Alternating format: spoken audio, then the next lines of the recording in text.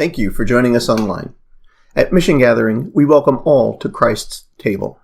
If you are Asian, Hispanic, Black, or white, if you are male or female, trans or non-binary, if you are 3 days old, 30 years old, or 103 years old, if you've never stepped foot in a church, or if you are Buddhist, Roman Catholic, agnostic, or a lifelong evangelical, if you are single, married, divorced, separated, or partnered, if you are straight, gay, lesbian, or bisexual, if you are a Republican, a Democrat, an independent, a socialist, or not registered to vote, if you have or have had addictions, phobias, abortions, or a criminal record, if you own your own home or rent, live with your parents, or are homeless, if you are fully able, disabled, or a person of differing abilities, you are welcome here.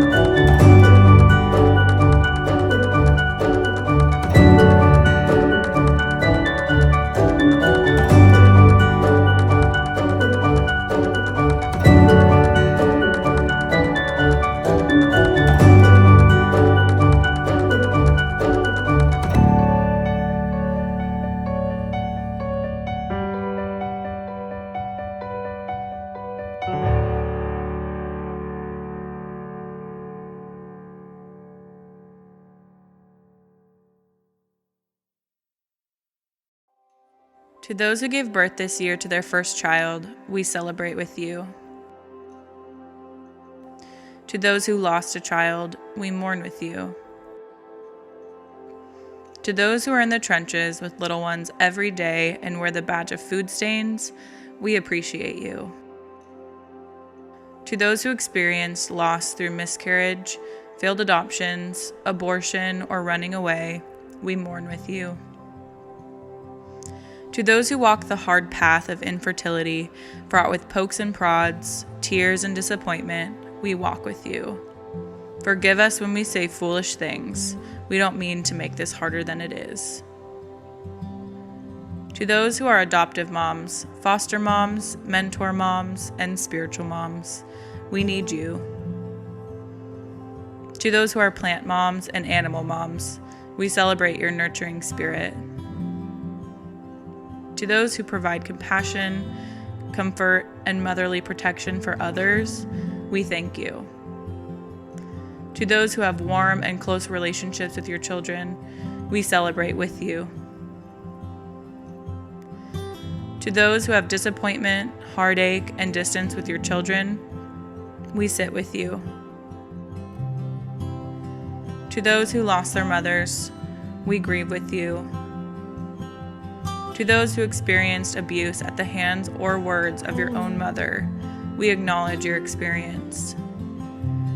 To those who lived through driving tests, medical tests, and the overall testing of motherhood, we are better for having you in our midst. To those who are single and long to be married and mothering your own children, we mourn that life has not turned out the way you longed for it to be. To those who step parent, we walk with you on these complex paths.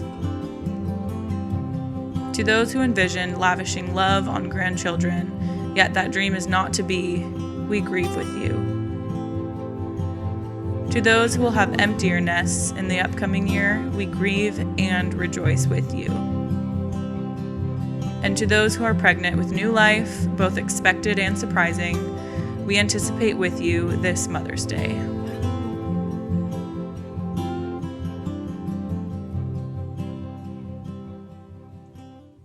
This song is by the artist Ben Harper, and he actually wrote and recorded it with his mother.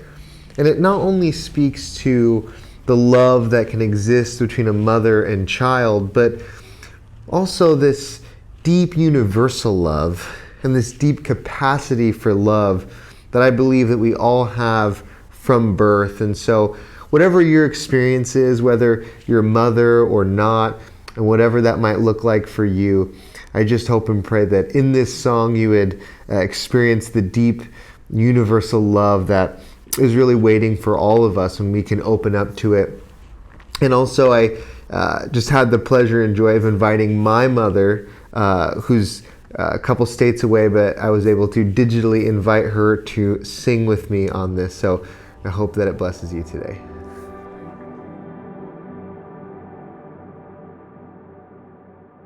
I was born to love you, born to love you, to love you. I was born to love you, born to love you, to love you. Just the other day, something I've been trying to say, but I couldn't find a way to tell you I was born to love you. Some born to lose, some born to win. They say we're all born into sin. Well, that's a hard way to begin. But I was born to love you. I was born to love you, born to love you, to love you. Some come in with a burden, heavy-hearted and hurting. Who's unworthy, who's deserving? But I was born to love you. Some made for days, some made for nights, some to stand up for what's right, no matter how hard the fight. But I was born to love you. I was born to love you, born to love you, to love you. I love you, I live you, I love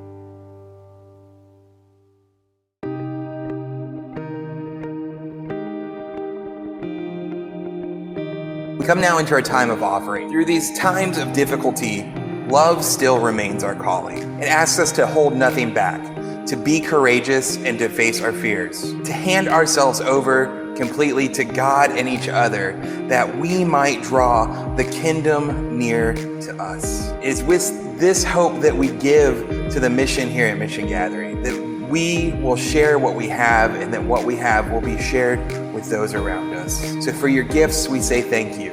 There are links to give either via Cash App or Venmo or on our church website. But let us pray for the gifts that are brought. Beloved one, in bringing our offering together, we ask your blessing on this community. We know there is nothing more precious, more powerful, or more persistent than the gifts of your love.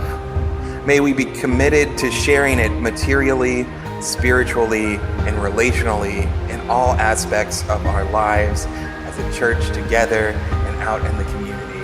Amen.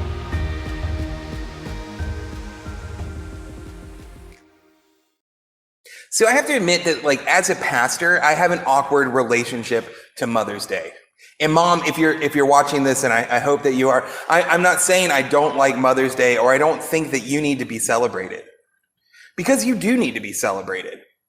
I stand here in my calling and my passion and where I'm at today because you were the first Jesus that I ever met.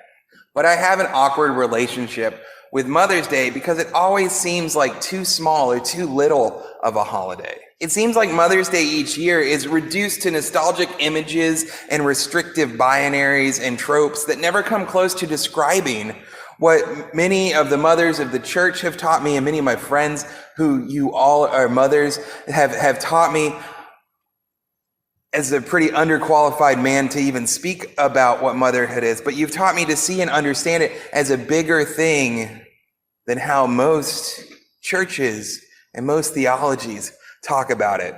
So Mother's Day has always been rough, but I was surprised to learn that as much as the cynics would want us to believe that Mother's Day is just another greeting card holiday, I was surprised to learn that Mother's Day actually has some way more radical roots.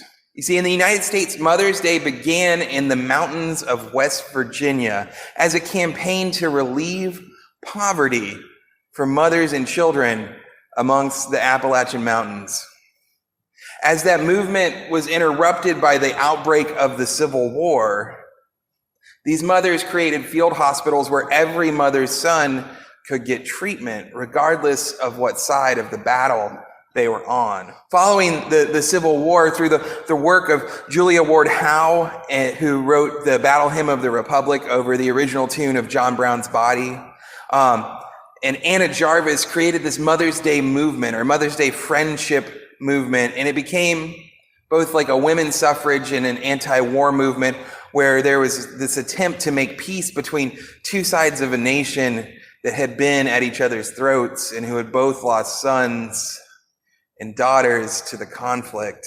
And so it was this radical movement, this movement that wanted to get women the vote and that wanted to eliminate war in general and to create an era of progress and peace.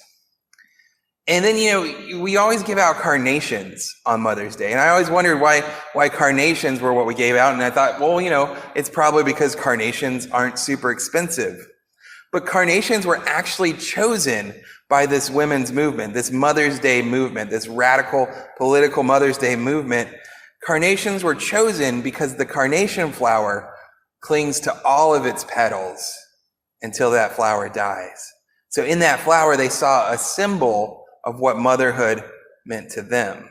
And Jarvis would go on and she would campaign for making Mother's Day a national holiday. And President Woodrow Wilson, that scoundrel, he agreed to support making it a national holiday, but then used it against the women's suffrage movement by attaching to Mother's Day the anti-suffrage movement, which papers at the time sought to keep women chained to the kitchen, barefoot and pregnant. That's where that phrase comes from, was the anti-suffrage movement. But Jarvis, who had gotten a part of what she wanted, which was a day to celebrate motherhood and the power of motherhood, showed some real integrity that I think that sometimes only women can. And she would fight against the commercialization of Mother's Day, even suing to have it removed as a national holiday, until she was arrested at a protest and forced into a sanatorium, which in that time was a way of getting rid of women who wanted to speak up and speak out. So the history of Mother's Day is much like the history of women in our society here in America. It began with a bright light and its flames burned for justice, only to have that light diminished by the forces of empire and patriarchy, who are deeply invested in the fortunes of war and in the limited upward mobility of the children of mothers. And so thinking about that history got me thinking about today's Bible passage in a little bit different of a way. So today's passage is again in the Gospel of John, and we're in Jesus' farewell address. And starting in John chapter 15, verse 9. As the Father loved me, I too have loved you. Remain in my love. If you keep my commandments, you will remain in my love, just as I kept my Father's commandments and remain in his love. I have said these things to you so that my joy will be in you and your joy will be complete. This is my commandment. Love each other just as I have loved you. No one has greater love than to give up one's life for one's friends. You are my friends if you do what I command you.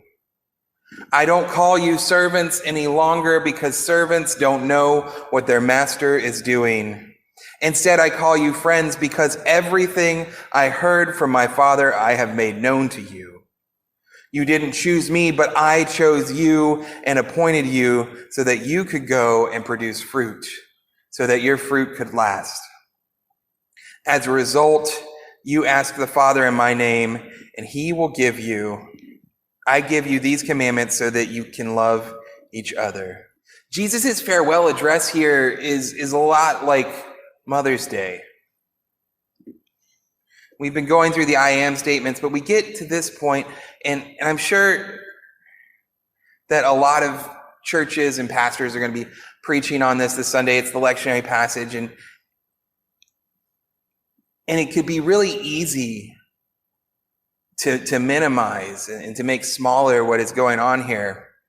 It would be easy to preach a sermon saying, oh, well, abiding in Jesus' love is like being nice to your neighbor who's not so nice to you, or like being happy in the checkout line, or paying for the Starbucks of the person behind you, or whatever nice pleasantry style things that we think of when we think of love. Maybe it could be a sermon about learning to not quarrel over politics or doctrines or things that we think are important, to just leave those outside. And in here, when we abide in love, it just means no conflict. That would reduce what Jesus is saying here. This is a powerful call to action. It's not a greeting card to abide in Jesus' love. This is a revolutionary statement. Jesus is telling us that the greatest form of love is laying down your life for a friend. Jesus is telling us that his commandment is that we love each other like Jesus loved us. This kind of love is not passive and it's not polite. Most of us will never lay down our life for someone else. As Christians, we should probably be prepared that is a sacrifice we might be willing to make in the love and the service of someone else. But as Fred Craddock said in one of his famous sermons, it's not about the big sacrifice. That laying down your life in love might actually be about writing really small checks over your lifetime. Small debits that come out over and over and over again in the service and in the love for others. We're called into that abiding love. And when I think about the biggest examples of that abiding love in my life, it has been the love of mothers, whether it's my own mother who gave birth to me, or the mothers in the church and in the world that have given their lives to me as well. Mothers are constantly called to sacrifice little pieces of themselves. The process of gestation is giving pieces of themselves to the fetus so that a child can be born into this world. Motherhood is a life of sacrificial love. Jesus calls us to that radical sort of love. But like Mother's Day, that radicalness gets reduced. And in our understanding of who it is we are to be mothers to, who we are to be this new family to, gets reduced to this small idea of a nuclear family. And like Jesus, on Mother's Day Sundays across the country, mothers are praised for that sacrifice, right? Mothers are praised for that hard work. And then we go about and we keep and shrine the same structures of limited understanding of womanhood, of gender, of motherhood, of women in leadership. We relegate their gifts to being the unseen ones, being the ones who make everything work, but you never get to see them up front. I do realize the irony of me speaking to all of this as a white man in front of you. Jesus gets praised like that. Jesus did it all, right? Jesus does all these things one time. He gets it done, and then we don't have to focus on it. Jesus says some really radical things in this passage. Jesus calls his friends. He says, I no longer call you servants, which is a softened translation of the word slave. He says, I no longer call you slaves, I call you friends. And if you remember in John's gospel, when Good Friday's happening, this is the farewell address after the Last Supper. Jesus begins that night by taking on the lowest job of the slave, the lowest job of washing the feet of his friends. And here we see Jesus not only took on the lowest job, but he levels the playing field. He levels the structure. There is no top-down structure. There is no hierarchical structure. Jesus says, this is a new family. You are my new friends, my new siblings, and you will all be in it together. Love each other as I have loved you. That didn't fit Jesus' world and doesn't fit our world's idea of how power structures or families work. In the Greco-Roman world, there was the head of the household, and everyone and everything owed allegiance and their lives to him. And Jesus says, no. This new community will not be like that. It will be like a mother is with a young child, to where love is dished out when it is needed, and that the care and the upkeep of the community will be the responsibility of everyone, and not just the community serving the leaders.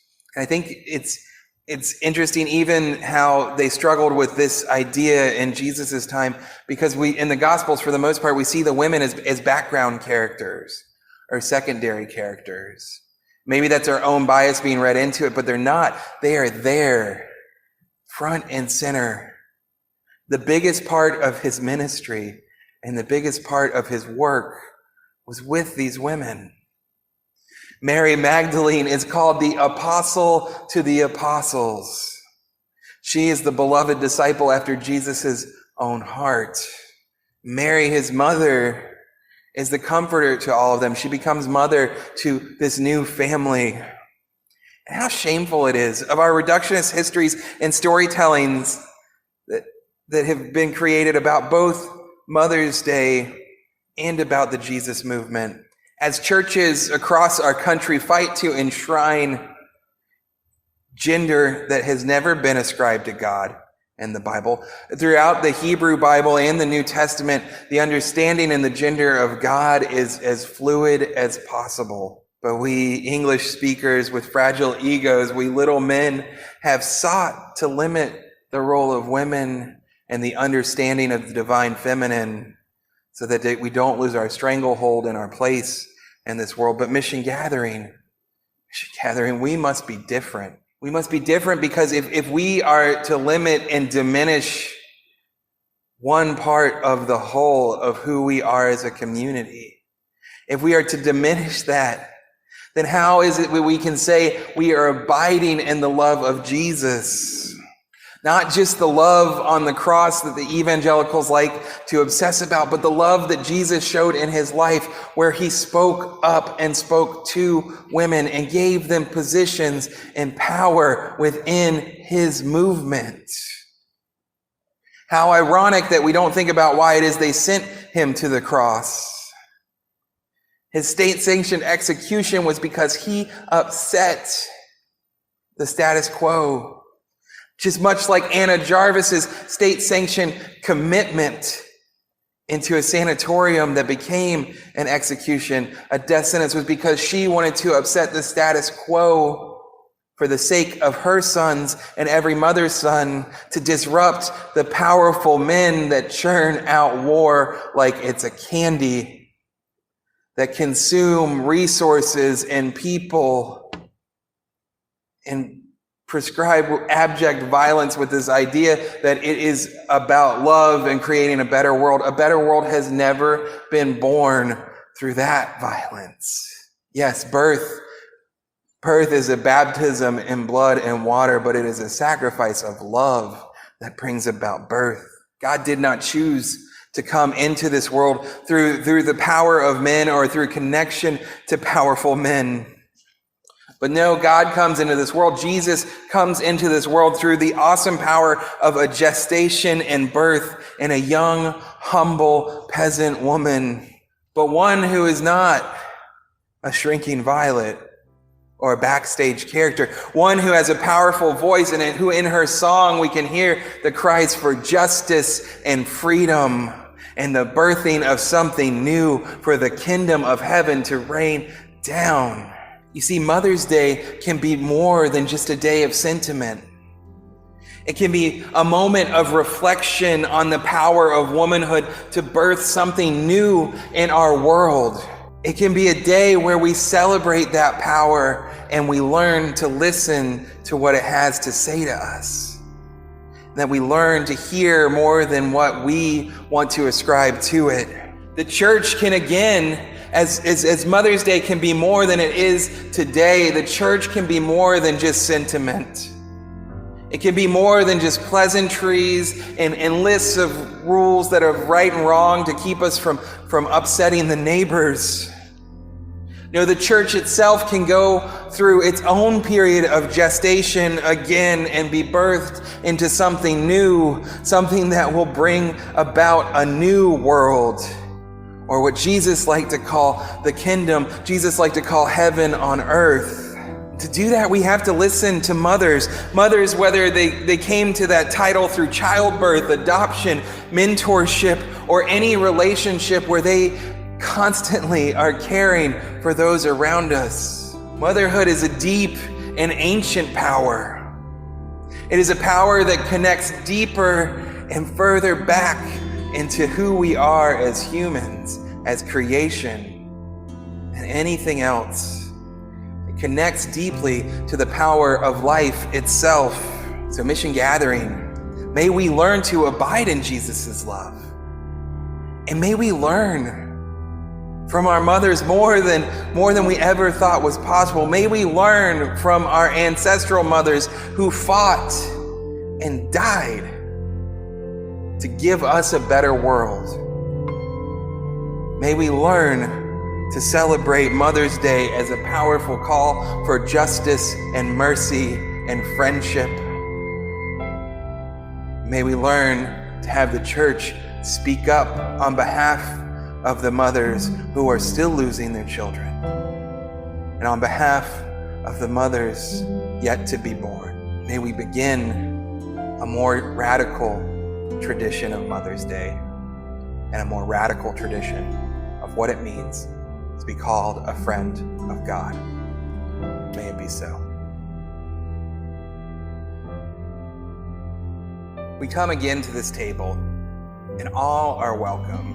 Here is bread and here is wine. Bread that for untold generations has been kneaded by the hands of mothers, aunties, and wise women. wine that was crushed under the heels of ancestral mothers and wise women singing the songs of freedom and peace. For on the night that he was to be betrayed, we remember that he held up the bread that had been ground and kneaded and baked by their hands, and he broke it, saying, "This is my body, broken for you." Likewise, he held up the cup of wine, saying, "This is my love poured out for you." A body that was held, tended, and cared for by his mother, now broken.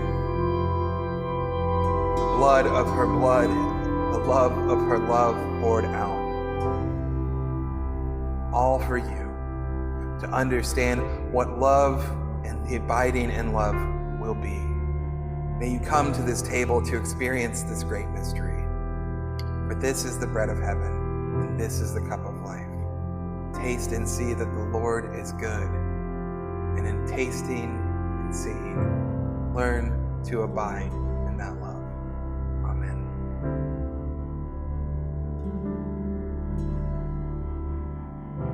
Instead of the traditional benediction that we normally do, I want to leave us with something that's more radical, and that's the Mother's Day proclamation that was written by Julia Ward Howe. May I do it justice. Again, in the sight of the Christian world, have the skill and power of two great nations exhausted themselves in mutual murder.